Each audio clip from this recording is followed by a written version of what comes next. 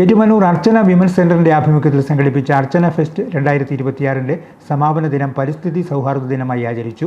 സഹകരണ തുറമുഖ ദേവസ്വം രജിസ്ട്രേഷൻ വകുപ്പ് മന്ത്രി VN വാസവൻ ഉദ്ഘാടനം ചെയ്തു.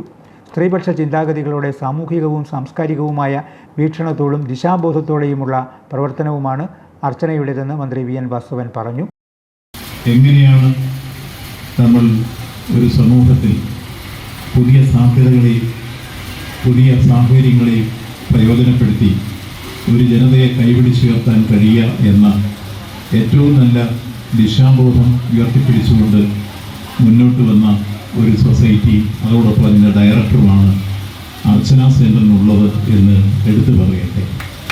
പക്ഷേ ഞാൻ ഈ പ്രോജക്റ്റുകളും ഇതിൻ്റെ ഉള്ളടക്കങ്ങളും പ്രവർത്തനങ്ങളും ഒക്കെ പരിശോധിച്ചപ്പോൾ നമ്മുടെ സംസ്ഥാനത്ത് ഒരു വനിതാ ക്ഷേമ മന്ത്രി വേണമെന്ന് വെച്ചാൽ അത് നമുക്ക് സജസ്റ്റ് ചെയ്യാൻ കഴിയുന്ന ഒരു ഡയറക്ടറാണ്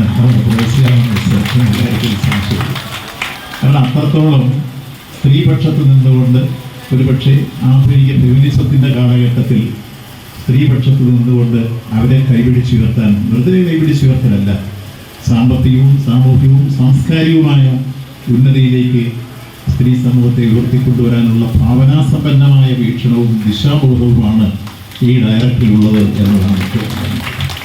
ഏറ്റുമാനൂർ വ്യാപാര ഭവൻ ഓഡിറ്റോറിയത്തിൽ നടന്ന യോഗത്തിൽ Archana women's centre director Threseamma Mathew അധ്യക്ഷയായിരുന്നു. ഏറ്റുമാനൂർ മുനിസിപ്പാലിറ്റി പൊതുമരാമത്ത് standing committee chairperson Marykutty Joseph മുഖ്യപ്രഭാഷണം നടത്തി.